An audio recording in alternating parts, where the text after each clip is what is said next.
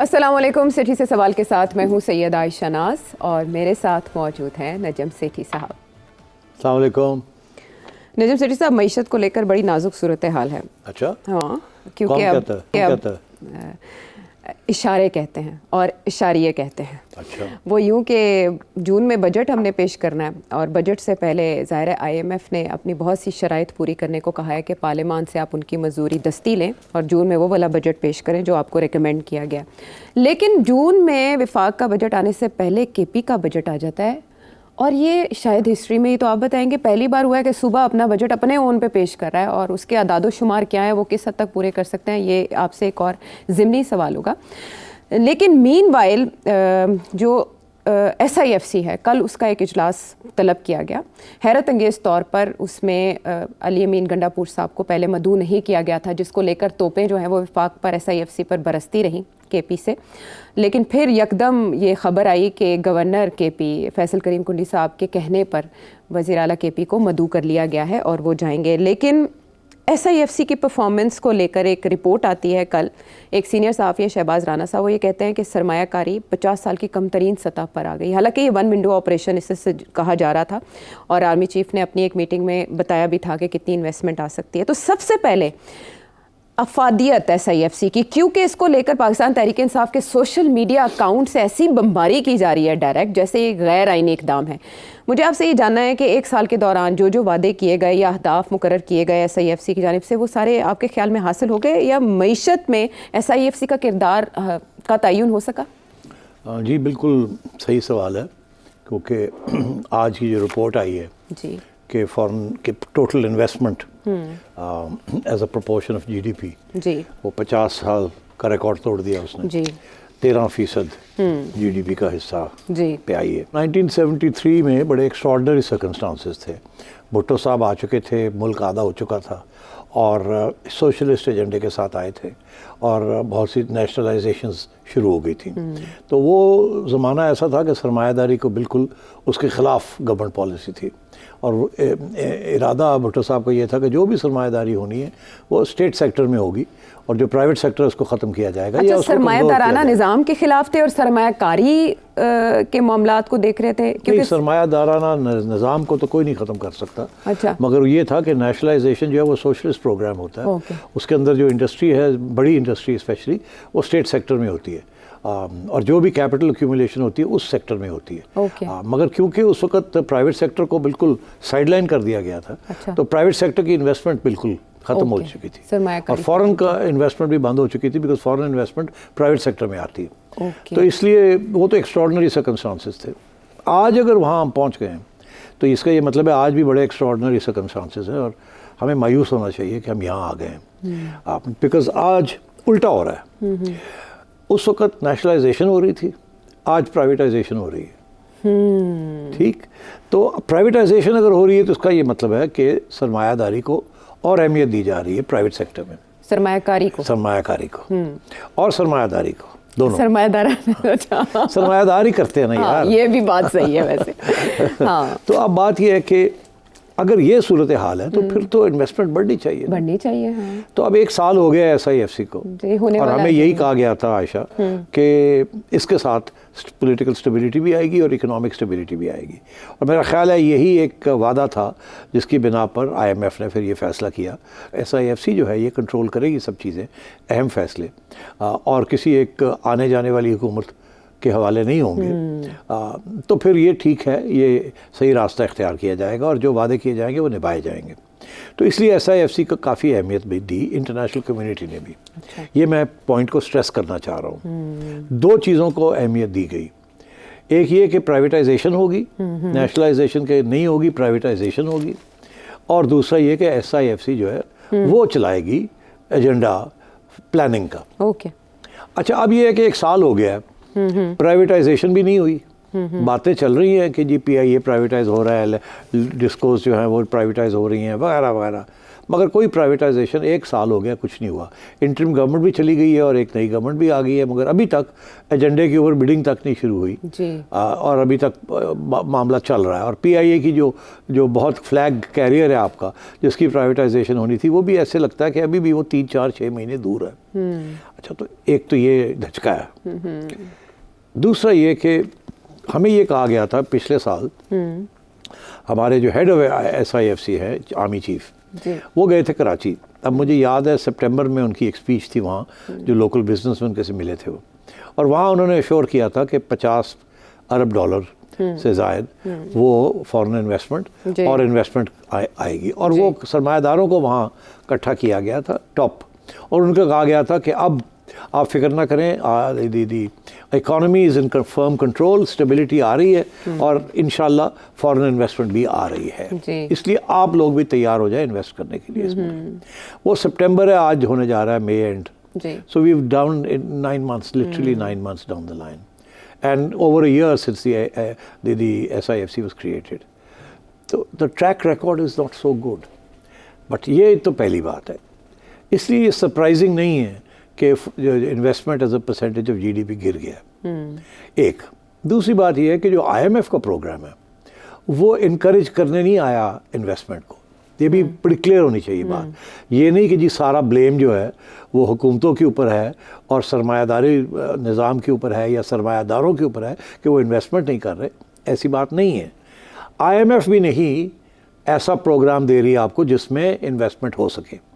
For example, IMF ये कह रही है कि इस वक्त आपको जो लीक्स हैं सिस्टम के अंदर उनको प्लग करना है, टैक्सेशन बढ़ानी है और ग्रोथ नहीं करनी। ग्रोथ नहीं करनी, ग्रोथ के साथ महंगाई आती है जी। जब ग्रोथ होती है तो इन्फ्लेशन होती है, इन्फ्लेशन गिरानी है, इंटरेस्ट रेट्स को ऊंचा रखना है। इंटरेस्ट रेट्स जितने हाई होंगे उतने लोग कम बोरो करेंगे, बिकॉज इतनी अफोर्ड नहीं कर सकता। बिजनेस वाला 22% पे उधार लेके कैसे अपनी कारोबार चलाएगा।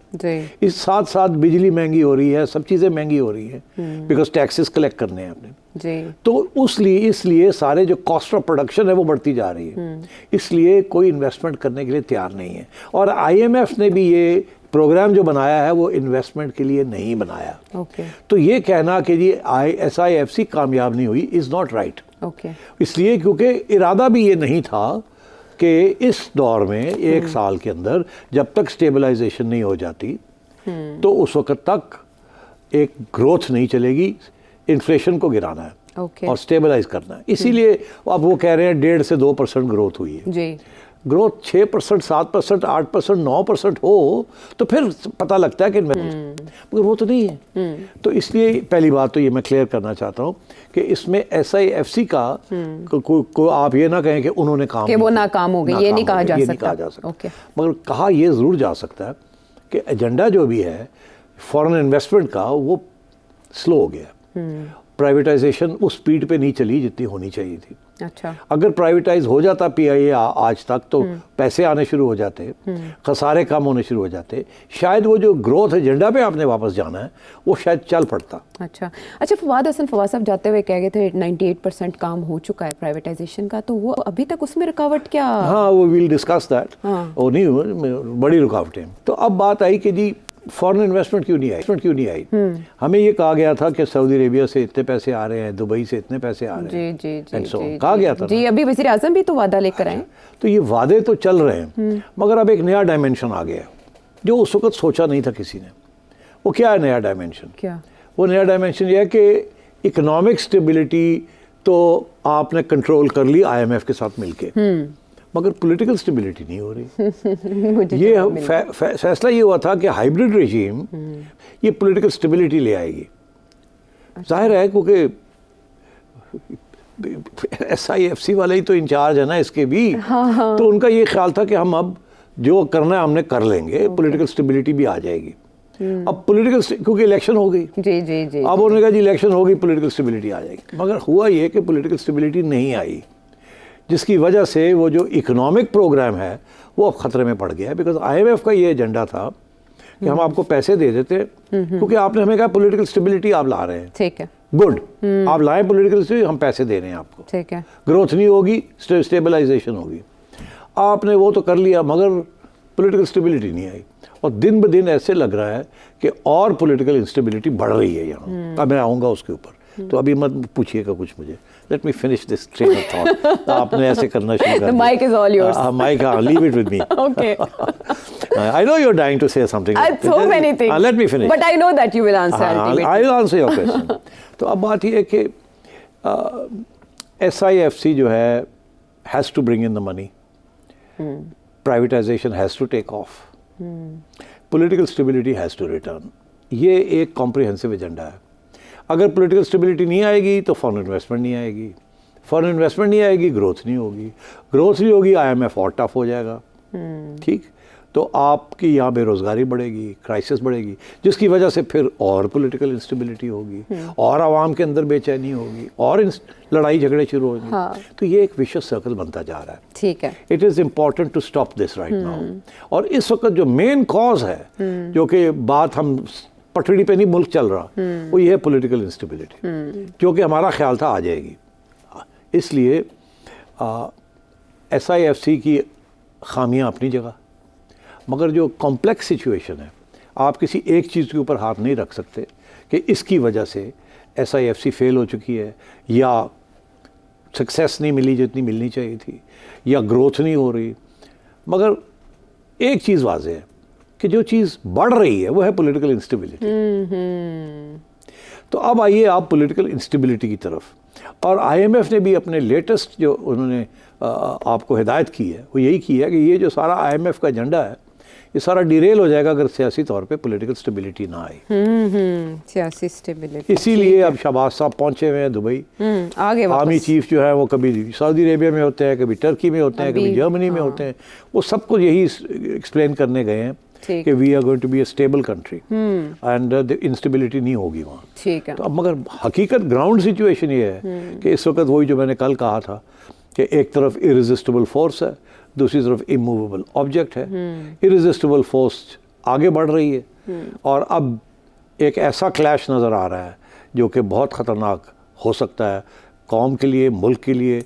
और ये जो सारा एजेंडा है जिसके तहत अब ग्रोथ होनी है या नहीं होनी, वो है clash between the judiciary and the establishment. Okay, consequences इसके क्या हो सकते हैं? इसके क्या आगे नताइज निकलेंगे और इसके क्या खतरात हैं, और सियासत किस तरफ जा रही है, हमें अब वो देखना पड़ेगा। अब हमें इकोनॉमिक्स के ऊपर इतना फोकस नहीं करना चाहिए, अब हमें फोकस करना चाहिए ऑन द पॉलिटिकल इंस्टेबिलिटी। तो पॉलिटिकल इंस्टेबिलिटी को हवा चलें अली अमीन गंडापुर साहब का मिजाज है, या वो इमरान खान साहब से मुशावरत के बाद ऐसी बातें कर जाते हैं जो इश्तियाल दिला सकती हैं? लेकिन वफाकी हुकूमत और खुसूसन शहबाज शरीफ साहब को तो हम मुफाहमत के चैम्पियन कह सकते हैं।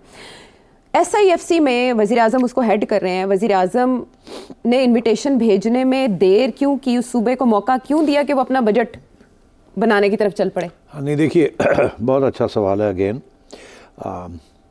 मगर आपको याद है मैंने कहा था टॉक फाइट फाइट, याद रहिए, मैं हमेशा ये कहता हूं। बिल्कुल।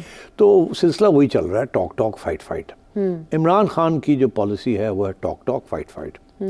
अच्छा, अब वो जब टॉक करते हैं तो जिस किस्म की वो टॉक करते हैं उसका रिस्पॉन्स उधर से जो आता है वो बड़ा हार्ड आता है, बिकॉज ये टॉक बहुत हार्ड टॉक है। It's almost like fight. तो टॉक होती है जो कि एक तरफ नरमी आप शो करते हैं और ओपनिंग्स क्रिएट करते हैं और नेगोशिएशंस करते हैं, दूसरी तरफ आप हार्ड लाइन में फाइट करते हैं। यहाँ हो ये रहा कि जो टॉक फाइट है ना, वो फाइट ही हो रही है, टॉक हो नहीं रही है।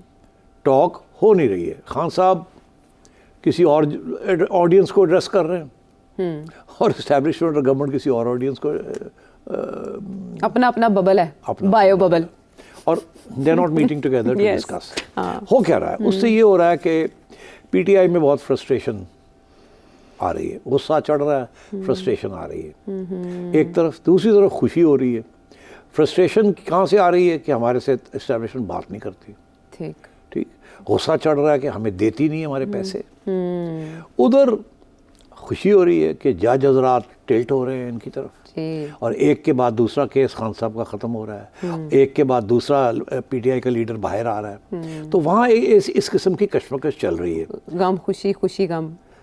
इधर जो है इधर परेशानी है कि फॉरेन इन्वेस्टमेंट भी नहीं अभी तक पहुँची, बातें ही हैं, इकॉनमी भी स्टक है, और अनफॉर्चुनेटली ये क्लैश जो है ये बढ़ती जा रही है, जिसके साथ सारा सिस्टम जो है वो अनस्टेबल होता जा रहा है। इस सिलसिले में गडापुर साहब जिस किस्म की बातें कर रहे थे, आपको याद होगा पहले दिन जब उनको बुलाया गया, एनएफसी की मीटिंग थी, नेशनल फाइनेंस कमीशन, तो ये गए थे वहाँ और बड़ी अच्छी इनकी मीटिंग हुई थी। तस्वीर भी आई थी, जब ये छप्पियाँ पा रहे हैं जी, पैसे मिल जाएंगे जी, ये हो जाएगा वो हो जाएगा, याद है आपको? तस्वीर आई थी जिस पे एतराज इमरान खान साहब ने किया था, पहले पैसे लेते फिर तस्वीर बनवाते। हाँ, तो खैर बड़े जनाब गुडी गुडी टू शूज, तो मैंने उस वक्त कहा था पैसे कोई नहीं मिलने, याद है आपको? जी बिल्कुल। फिर ये वापस आए तो इनको पता चला कि पैसे कोई नहीं मिलने, फिर इन्होंने गर्जना शुरू कर दिया, जाहिर है अभी भी नहीं मिले ना, अभी भी नहीं मिले, कह दिया था। तो उसके बाद फिर ये बिजली के मामले हुए, फिर गंडापुर साहब गरजे के कोर कमांडर कि मैं ये करूँगा, मैं वो करूँगा, मैं जाके टेक ओवर कर लूँगा,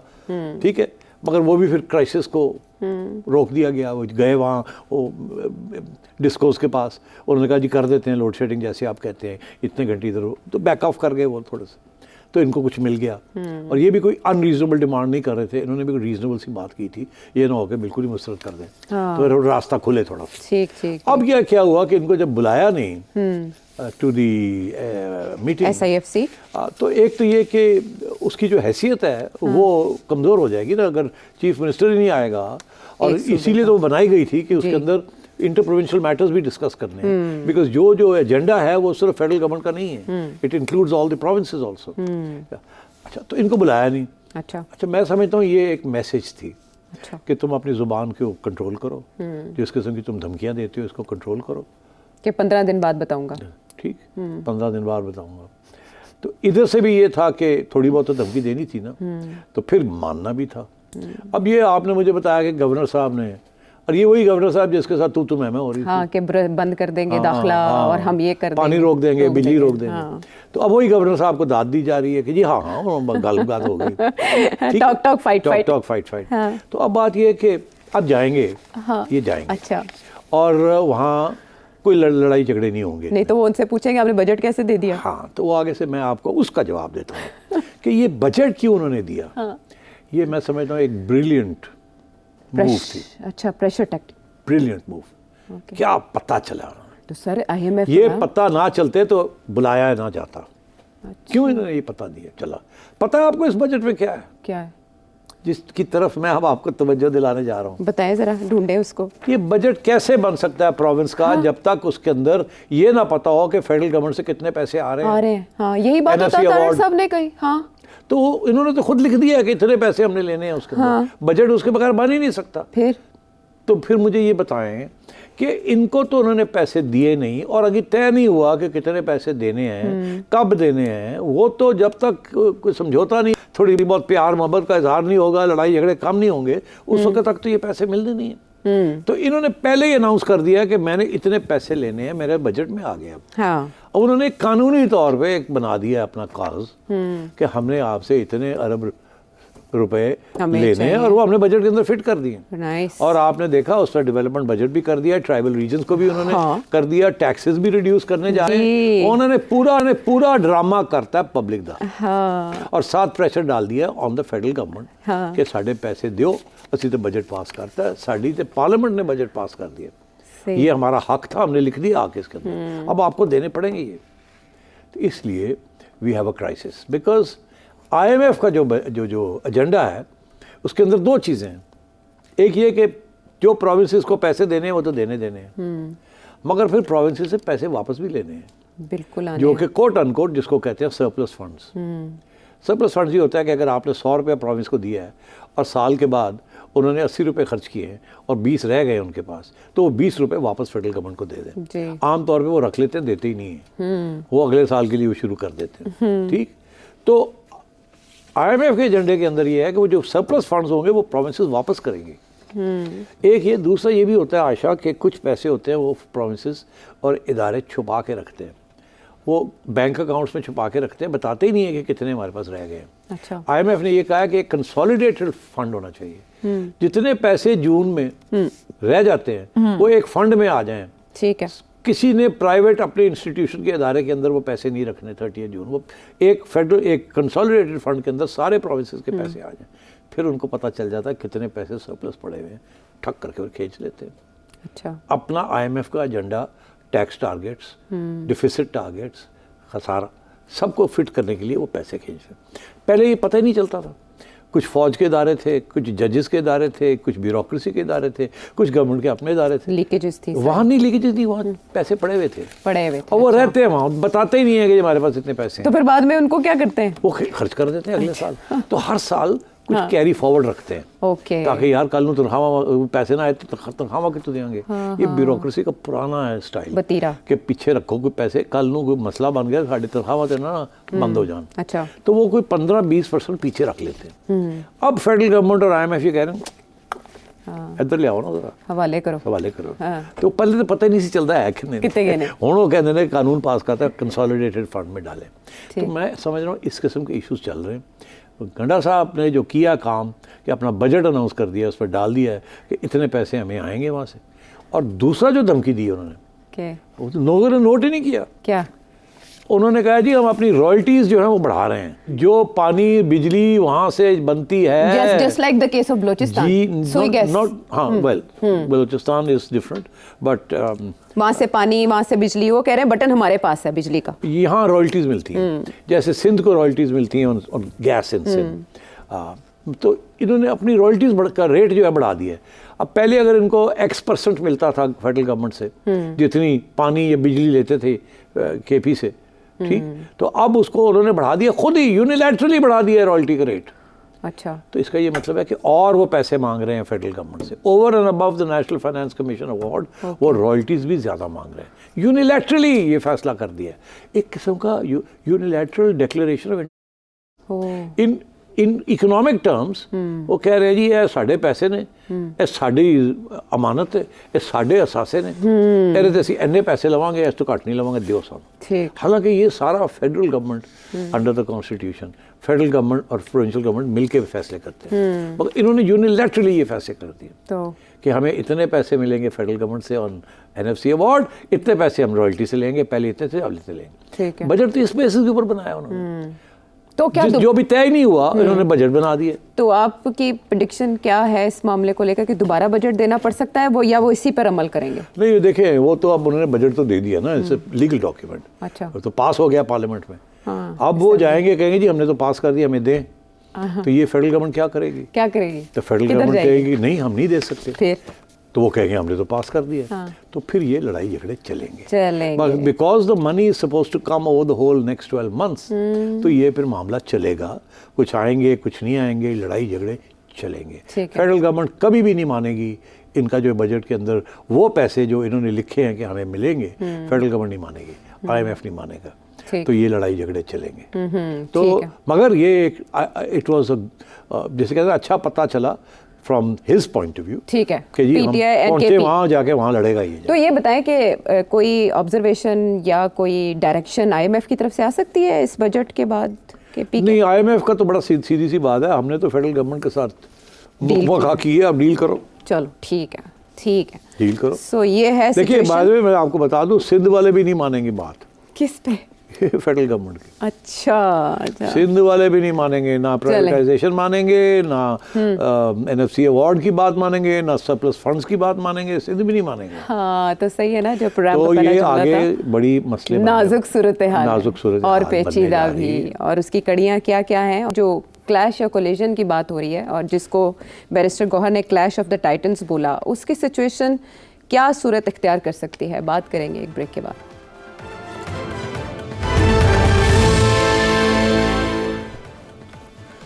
शो में एक बार फिर खुशामदीद। सेठ साहब, आपने जो नक्शा खींचा वो तो बड़ी ख़तरनाक सिचुएशन को जाहिर कर रहा है, लेकिन कल भी आपने मूवेबल इरेजिस्टिबल फोर्स की बात की और कोलिजन की बात की, एक बार फिर आप क्लैश की बात करें। बात यह कि PTI भी कहीं ना कहीं इशारे देती है कि भाई हम पुरअमन रहना चाहते हैं, लेकिन होता मामला उसके बरक्स है। अब ये पुशबैक वर्सेस पुशबैक दोनों तरफ से बेशक ढाल इस्तेमाल करते हुए है, ये सिलसिला कहाँ जाके रुकेगा और कर कौन रहा है ख़राबी ज़्यादा? देखिए, मैंने आपसे कहा कि अब ये सियासी instability top of the agenda आ गई है जी। बैरूनी मुल्क भी इसकी तरफ देख रहे हैं, IMF भी इसकी तरफ देख रही है, और हमारी आवाम भी इसकी तरफ देख रही है कि इसका मसला हल कैसे होगा। ये हल नहीं होगा अगर स्टेबिलिटी नहीं आएगी सियासी तौर पे, तो इकोनॉमिक प्रोग्राम नहीं चलेगा। क्योंकि इन लोगों ने जो वादे किए थे ना, फॉरेन कंट्रीज़ के साथ और IMF के साथ और डोनर्स के साथ, वो यही था, गली कोई नहीं, we got everything under control now, okay, election हो गए, अल्लाह खैर सल्ला, and trouble makers are in prison and we got a firm control and we mean to stay and everything is fine. अब वो not everything is not fine, and why, क्यों नहीं everything fine? पहली दफ़ा मेरा ख्याल है जुडिशरी जो है वो एक बगावत की स्टेज में है। आज मैं ये लफ्ज़ इस्तेमाल कर रहा हूँ। हाँ। मैं कब से कह रहा हूँ कि सबसे बड़ा इंस्टेबिलिटी की सोर्स जो है वो आएगी अदालतों की तरफ से, और उसके रीजंस भी मैंने दिए हैं, मगर किसी ने सीरियसली नहीं लिया इस चीज़ को। इब्तदाई शोज से आप कह रहे हैं? मैं कब से कह रहा हूँ, 2-3 माह से मैं ये कह रहा हूँ कि इंतज़ार करें, यहाँ से आएगा, और वजह भी बता रहा हूँ। आज हमें नज़र आ रहा है कि वो पहुँच गए हैं वहाँ। सिर्फ एक बात नहीं, 2-3 चीज़ें अब नज़र आ रही हैं। ये पहली दफ़ा हुआ है कि हाई कोर्ट में ISI को डायरेक्टली टारगेट किया जा रहा है। ये टारगेटिंग ही है ना कि सेक्टर कमांडर को बुलाया, मैं उससे ये पूछेंगे ये, और आज हम डिफ़ाइन करेंगे कि इनकी क्या रोल है और एजेंसियों का क्या रोल है और ये करते क्या हैं, इनके पास पैसे कितने होते हैं, ये सारी बातें सवाल एक जज साहब ने ये पूछ लिए। ये अनहर्ड ऑफ, इट्स अनप्रेसिडेंटेड। एजेंसियाँ हमेशा हर दुनिया में खुफिया होती हैं। यहाँ हमारी अदालतें जो हैं ये कह रही हैं कि बाहर आएँ आप, हमें दिखाएं आप हो कौन, करते क्या हो, कैसे करते हो, कितने पैसे, कहाँ से पैसे आते हैं, क्या बजट है, आपकी रिट क्या है, क्या नहीं है। ये सवाल सीक्रेट एजेंसी से नहीं पूछे जाते, ये पूछे जा रहे हैं। ये अनप्रेसिडेंटेड है, मैं आपको बता दूं। इसके साथ एस्टैब्लिशमेंट जो है खुश नहीं हो सकती, बिकॉज एस्टैब्लिशमेंट का जो रोल होता है वो हमेशा बिहाइंड द सीन्स होता है, कभी सामने नहीं होता। और अब अदालतें जो हैं एक एक करके चैलेंज कर रही हैं। कभी बाबर सत्तार साहब चैलेंज कर देते हैं, कभी अतर मिनल्ला साहब चैलेंज कर देते हैं, कभी अब कियानी साहब ने चैलेंज करना शुरू कर दिया। एक एक करके लोग खड़े होने शुरू हो गए हैं, जजेस। दीज आर इम्पोर्टेंट सीनियर जजेस। और तो एंड ऑब्वियसली इनका जो नेट इफेक्ट है वो यही है कि एस्टैब्लिशमेंट का जो फुटप्रिंट है on the economy, on politics, on the constitution, उसको रिड्यूस करना। And the judges are now one by one standing up and asking questions. And मैं समझता हूँ this is heading into a disaster zone. Disaster zone. मैं आपको बताता हूँ क्यों। क्योंकि कोई भी establishment इस किस्म का चैलेंज नहीं मानती। वो सारी उम्र हो गई, 70 साल हो गए, उन्होंने एक तरीके से डील किया है, कोई थोड़ी बहुत लचक भी दिखाई है, कभी कभी नहीं दिखाई। जब वो ख़त्म हो जाती है उनकी लचक, तो वो फिर डायरेक्ट इंटरवेंशन कर देते हैं। 3 दफ़ा तो मार्शल लॉ लग चुके हैं इस मुल्क में, जी, ठीक है ना। और उस वक़्त ये भी कहा जा सकता था कि इंटरनेशनल के हक़ में नहीं थी। एक आध दफ़ा तो शायद थी, एक आध दफ़ा नहीं भी थी, ठीक। तो फिर भी मामला चला, फिर भी मामला चल पड़ा। तो वो बाद में देखते हैं, वो कहते हैं ना, cross the bridge when we come to it. वो पहले कर देते हैं, कूद जाते हैं, फिर देखते हैं कि जी देखी जाएगी जो होगा। हम अब बात यह है कि इस वक्त मेरी सेंस ये है कि there is a lot of anger and frustration in the establishment, कि हम नेशनल इंटरेस्ट में हम इस मईशत को चलाना चाह रहे हैं, हम इस पॉलिटिक्स को स्टेबलाइज करना चाह रहे हैं, और हमें किया नहीं, हमें रोका जा रहा है। और रोकने वाले 2 इदारे हैं, एक है जुडिशरी और एक है PTI। बाकी सारे जो पार्टीज हैं वो सारे हमारे साथ हैं। अच्छा। और मगर ये 2 जो हैं ये हमें तंग कर रहे हैं, और ये basically they are challenging the writ of the state. ये स्टेट को कभी ऐसे चैलेंज नहीं हुआ, भुट्टो साहब ने भी नहीं ऐसे चैलेंज किया था, नवाज शरीफ साहब ने भी ऐसे चैलेंज नहीं किया था। उसकी वजह कि जब भी भुट्टो साहब या नवाज शरीफ साहब चैलेंज करते छोटा मोटा, तो अदालतें उनके साथ नहीं खड़ी होती, अदालतें एस्टैब्लिशमेंट के साथ खड़ी हो जाती, तो वो फारग हो जाते थे। हाँ। इस दफ़ा सिचुएशन बदल चुकी है, और ये दिन ब दिन और बिगड़ेगी इन माई व्यू। ओके, तो इसका ये मतलब है we are headed into a very dangerous place. तो 29 तारीख को उस डेंजरस प्लेस में ना ग्रोथ होगी, ना IMF रहेगा, ना सऊदी अरेबिया आएगा, ना दुबई आएगी, और they will be total chaos। Okay, अच्छा, अब बात यह है कि क्या ये रुक सकती है? हाँ। क्या एस्टैब्लिशमेंट थोड़ा पीछे हटे, जुडिशरी पीछे हटे, खान साहब पीछे हटे? बिकॉज ये 3 फोर्सेस है ना इस वक्त। खान साहब पीछे हटने का तो नज़र नहीं आ रहा। जिस मूड में जुडिशरी है वो हर रोज़ एक कदम आगे बढ़ रही है जी। और उधर से एस्टैब्लिशमेंट जो है वो कभी एक मीडिया के ख़िलाफ़, इंफॉर्मेशन के ख़िलाफ़ एक कानून लाने की कोशिश कर रही है लोगों को रोकने के लिए, वो क्लैम्प डाउन कर रही है, जी, ठीक है। और इधर से ये आज़ादी के झंडे उड़ने शुरू हो गए हैं। ठीक है। So I fear that we are headed for a clash. हाँ, ये भी खबर आई थी कि 6 जजेस के खत के बाद जो राणा साहब का फार्मूला था कि बैक चैनल इसको सॉल्व किया जाए, वो भी कामयाब नहीं हुआ, जजेस नहीं माने। अच्छा, अब ये है कि एक तरफ तो ये भी अब प्रपोजल्स आ रही हैं कि एज लिमिट बढ़ा दी जाए जी, 68 कर दी जाए, कर दें उसकी। तो हाँ। उससे ऑटोमेटिकली कुछ एक्सटेंशंस हो जाएंगी। मगर क्या उसके साथ मसला हल होगा? I don't think so. हमें ये पता है कि इससे पहले जैसे बेंचेस बन रहे थे बंदियाल साहब के ज़माने में जी, वो बड़े प्रो पीटीआई बेंचेस बन रहे थे। साकिब निसार साहब का दौर देख लें, जुडिशरी की। तो जब वो अब जो बेंचेस बन रहे हैं, वो लोग जो कि पीटीआई के प्रो थे उनके तो बेंचेस ही नहीं बन रहे। अब तो वो उनके बेंचेस बन रहे हैं जो कि इंडिपेंडेंट जजेस हैं, और वो इंडिपेंडेंट जजेस जो हैं वो एस्टैब्लिशमेंट के खिलाफ खड़े हो गए और indirectly supporting PTI, indirectly supporting PTI, क्योंकि फैसले तो उधर ही जा रहे हैं जिस पे नून लीग बहुत तिल मिला रही है। अच्छा, तो अब we are headed for a very big crisis. And जब इस किस्म की क्राइसिस आती है तो फिर होता क्या है? मैं आज ये प्रेडिक्शन कर रहा हूँ आपसे कि अगर ये क्राइसिस को रोका ना गया from either the judiciary side और फ्रॉम द एस्टैब्लिशमेंट साइड, तो फिर यही होगा कि किसी न किसी स्टेज से sooner rather than later establishment move करेगी for an emergency. Okay, I think that you can not rule out now. मैं आज बड़े खुल के ये आपसे कह रहा हूँ, और मेरी कंडीशन ये है कि अगर ये पीछे ना हटे, सारे खान साहब पीछे ना हटे, केपी गवर्नमेंट पीछे ना हटी, एस्टैब्लिशमेंट पीछे ना हटी, जजेस पीछे ना हटे, अगर ये पीछे ना हटे, आपस में कोई सेटलमेंट नहीं होती गोइंग फॉरवर्ड, और ये ऐसी मामला चलता रहा, कोई चीज़ आयशा रुकी नहीं रहती, या बेहतरी की तरफ जाती है या ख़राब होती है। ये नहीं होता कि स्टेशनरी हो जाए। Life in politics is dynamic, it is not a static thing. Dynamism का ये मतलब है या वो बढ़ेगी ये क्राइसिस या कम होगी, यहाँ नहीं रहेगी। ये अनस्टेबल स्टेट है, इक्विलिब्रियम नहीं है। इक्विलिब्रियम जैसी चीज़ ही नहीं होती साइंस के अंदर। इक्विलिब्रियम की तरफ जाते हैं फिर दूर हो जाते हैं। जैसे वो पेंडुलम नहीं होता घड़ी का, पुराने ज़माने की घड़ियों के पेंडुलम्स थे, ऐसे ऐसे चलते थे, तो वो सेंटर का इक्विलिब्रियम होता है, मगर वहाँ आके खड़ा नहीं होता वो पेंडुलम, मूव करता।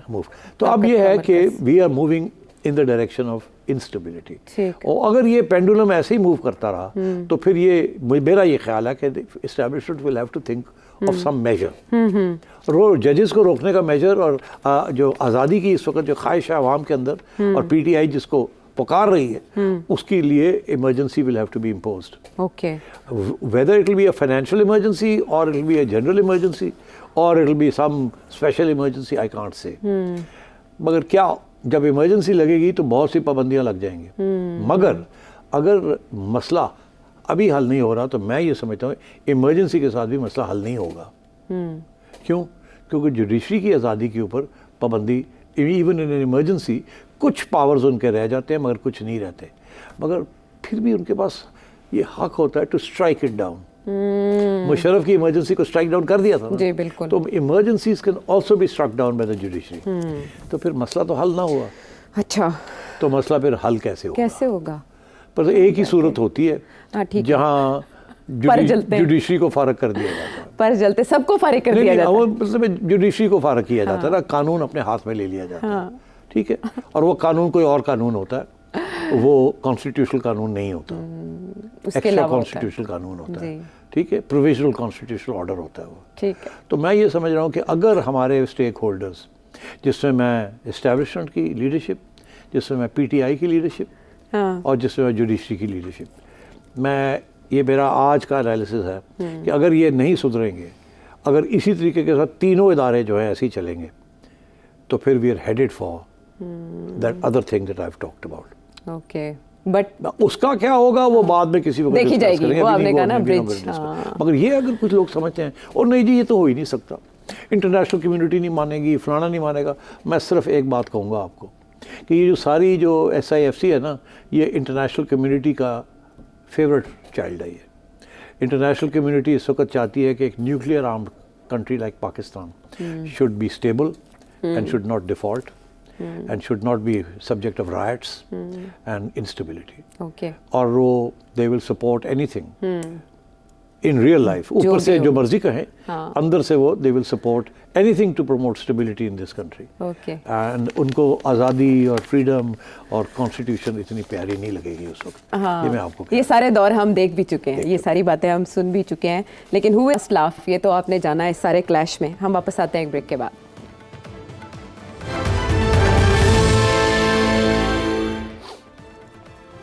और अब सेठी साहब से आपके सवाल। अली कराची से क्या जानना चाहते हैं? हमारा जो पासपोर्ट है वो दुनिया के टॉप 10 वर्स्ट पासपोर्ट में से एक है और वो चौथे नंबर पर है इस वक्त। उम्मीद यही की जा रही है जो नेक्स्ट जो रैंकिंग आएगी उसमें 1 या 2 में से किसी एक नंबर पर होंगे। और शुमाली कोरिया जैसा मुल्क का जो पासपोर्ट है वो हमसे बहुत बेहतर है इस वक्त। जो कुछ हम मजीद इस मुल्क के साथ कर रहे हैं या करते जा रहे हैं, मजीद हम जाना कहाँ चाहते हैं और हमारा लास्ट स्टॉप क्या है, आपको क्या नज़र आ रहा है? जी मेहरबानी। थोड़ी सी तारीख, पासपोर्ट 1973 से पहले किसी को अगर पासपोर्ट पाकिस्तानी चाहिए होता था 2 साल लगते थे।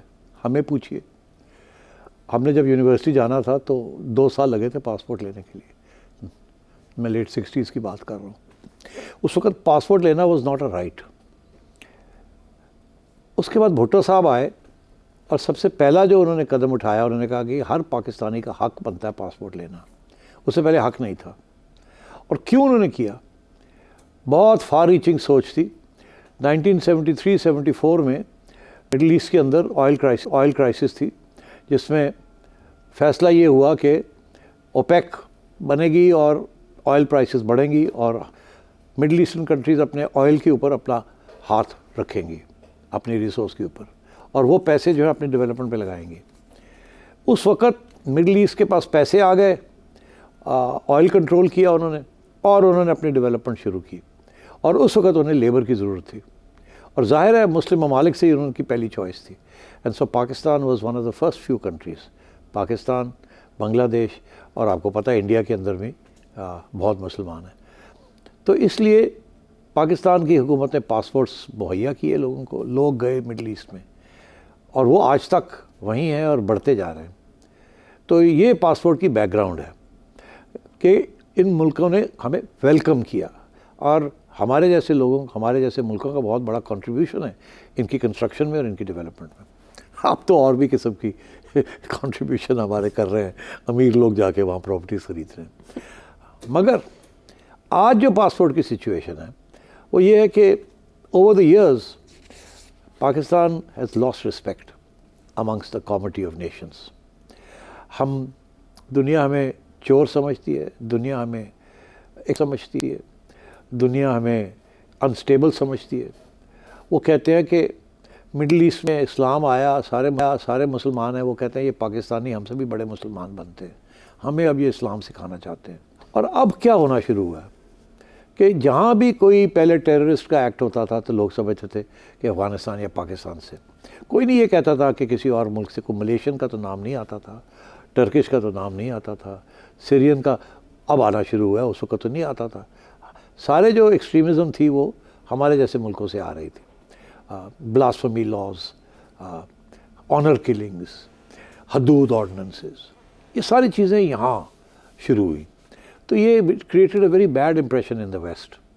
फिर हमारे लोग जब वहाँ जाते हैं तो पुरानी जनरेशन जो है वो अभी भी ये सारा कल्चर साथ लेके जाते हैं।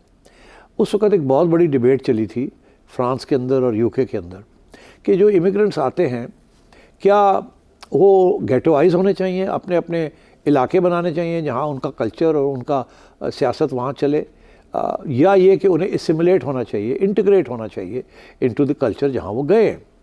कि वहाँ अगर आप यूके में गए हैं तो आप ब्रिटिश सिटीज़न बने, हमारा ब्रिटेन का जो कल्चर है अपना मज़हब रखें, मगर जो सेकुलर कल्चर है वहाँ का, जो लिबरलिज़म है वहाँ की, उसको इख्तियार करें, वो अपना बनाएं। मगर नहीं, हमने क्या किया कि हमने गेटोज़ बना लिए। एक शहर में गए, उस शहर में सारे पहुँच गए, वहाँ अपने अपने बना लिए और वहाँ यहाँ की जो प्रैक्टिसेस थी कल्चर की वो वहाँ साथ ले गए और वहाँ आप एक आइसोलेटेड ग्रुप बन गए। कितने पाकिस्तानी हैं यूके के अंदर जो जिनके दोस्त यार जो है वो गोरे ब्रिटिश हैं?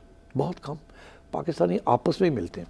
Indians on the other hand या बांग्लादेशीज़, वो ज़रूरी नहीं कि वो आपस में मिलते हैं, वो गोरों से भी मिलते हैं, फ्रांसीसी से भी मिलते हैं, सबसे मिलते हैं, सबके साथ यारी दोस्ती है।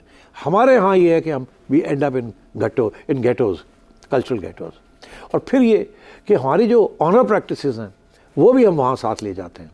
इसीलिए वहाँ से ज़बरदस्ती शादियाँ करवाते हैं, और नहीं करवाते तो बच्चियों को उठा के पाकिस्तान ले आते हैं, यहाँ ज़बरदस्ती शादी करा देते हैं और वो ब्रिटिश सिटीजन्स होती हैं। इस किस्म के कितने केसेस। सो हमने अपने ऊपर सारा वक्त कुल्हाड़ी मारते रहते हैं अपने पाँव के ऊपर। अब लेटेस्ट ये हुआ कि हम जिस मुल्क में जाते हैं वहाँ हम अपनी सियासत भी साथ लेके जा रहे हैं, पाकिस्तान की सियासत वहाँ ले जा रहे हैं। यूके में आप चले जाएं, पुलिस तंग आई हुई है, नाक दम किया हुआ है, पाकिस्तानियों ने वहाँ अपनी सियासत वहाँ ले गए हैं। नेबरहुड्स जो है वहाँ कीमतें गिर गई हैं प्रॉपर्टीज़ की, जहाँ पाकिस्तानी लीडर्स की प्रॉपर्टीज़ हैं, जहाँ जिसके बाहर हर रोज़ एहतजाज होता है, गाली गलौच होती है और पुलिस को वहाँ पहरे देने पड़ते हैं। और कोई कम्युनिटी ऐसी बात नहीं करती, ये हम करते हैं। दुबई के अंदर आप सियासत, वहाँ सियासी रैलीज आपने शुरू कर दी और उन्होंने आपको वार्न किया है कि यहाँ नहीं चलेगा, हम नहीं इजाज़त देते, आप फिर भी वही करते हैं। आप अपनी सियासत, अपनी कल्चर, अपना मज़हब साथ ले जाते हैं, मगर वहाँ का जो सियासत है या जो मज़हब है या कल्चर है उसको नहीं अपनाते, जिसकी वजह से एक क्लैश बन जाती है। उनको इनसिक्योरिटी फील होती है आपसे। इंडियन से नहीं होती, श्रीलंकन से नहीं होती, बांग्लादेशी से नहीं होती, इथोपियन से नहीं होती, अफ्रीकन से नहीं होती, आपसे होती है। तो इसलिए आपके पासपोर्ट की अहमियत दिन ब दिन गिरती जा रही है। मुझे वो दिन याद है कि जब मेरे पास ग्रीन पासपोर्ट था, मैं स्टूडेंट बन के जब गया तो मुझे कहीं कभी वीज़े की ज़रूरत नहीं थी। मैं उठता था, फ्रांस चला जाता था, मैं उठता था, बेल्जियम चला जाता था, ऐसे वो पासपोर्ट ऐसे खुलता था, ऐसे मोहर लगती थी, अंदर चले जाते। अब ये होता है कि वो 10 दफ़ा फिंगर प्रिंटिंग लेते हैं, कभी ये करते हैं, कभी वो करते हैं, 100 सवाल पूछते हैं। हालांकि मेरे पासपोर्ट के अंदर 40-50 साल के वीज़े लगे हुए, वो फिर भी पूछते हैं कि तुम कौन हो, कहाँ से आए हो, क्या करने आए हो, तो ये हमारी अपनी ये खुशफहमियाँ समझें या अपना हमारी एक पर्सनालिटी है हमारी कौम की, जिसकी वजह से हमने डिस्क्रेडिट कर दिया, अपना किया धरा है, अपना किया। तो इसको अंडू करने का यही मुझे सूरत नजर आती ने इजाज़त की जाए और उस दौर में वापस जाया जाए जब वीज़ा फ्री फिर सकते थे। अच्छा महताब कासिम साहब, क्विकली क्या जानना चाहते हैं? आपको कभी मैंने किसी दूसरे शो में as a guest, as a speaker नहीं देखा, इसकी कोई स्पेसिफिक रीज़न है या चिड़िया ने मना किया हो आपको? देखिए, पहली बात तो ये है कि समा ने मुझे मना किया हुआ है कि आप किसी और चैनल पे जाके अपना तबसरा या तज्जिया नहीं देंगे, हम एक्सक्लूसिव रखना चाहते हैं। तो ये तो मुझे बात समझ भी आती है कि अगर मैंने कहीं और जाके बात करनी है तो फिर यहाँ मैं क्या बात करूँगा। दूसरी बात ये, मुझे कभी शौक़ ही नहीं था कि अपने आप को ओवर प्रोजेक्शन देनी। बड़े लोग बीपर मांगते हैं, कुछ जिसकी कोई ख़ास अहमियत नहीं होती, मगर मैं फिर भी इनकार कर देता हूँ। अब मैं नहीं समझता कि एंकर्स को अपने शो के अलावा भी हर जगह पे लपक के कूद के वहाँ पहुँच जाना चाहिए और हर जगह पे बैठ के तबसरे करने चाहिए। अपने आप को प्रोजेक्ट इतना नहीं करने की ज़रूरत। आप जहाँ भी बैठते हैं काफ़ी है, 3 दिन आना, 4 दिन आना, ये भी ज़्यादा है। दुनिया में कभी भी ऐसे नहीं है कि जी एक एंकर जो है 6-6 दिन 4-4 दिन बैठे हुए। मैं तो मर के 3 दिन बैठता हूँ, उसके बाद तो मुझे समझ नहीं आती कि मैंने करना क्या है। इसलिए I am not in favour of over projection and जो भी मेरा तज्जिया है मैं आपके सामने इन्हीं दिनों पे करना चाहूँगा। मैं आजकल खाने शादी ब्याह में बुलाए जाते हैं, वहाँ और सेठी साहब दसो हो की रहा और मैं क्या मेरा शो देख लो, नहीं तो फिर 5 लाख रुपया कटो तो मैं तो दस देना की हो रहा है। नहीं तो मैं नहीं इंटरेस्टेड थे डिनर टॉक करने वास्ते। ओके, सो मयार को प्रेफरेंस, मतलब मैं मजाक करता हूँ 5 लाख रुपये, मैं कहता हूँ जी छोड़ो परे, शो देख लीजिएगा। ठीक है, मिल गया हमें जवाब। अगले प्रोग्राम तक के लिए इजाज़त।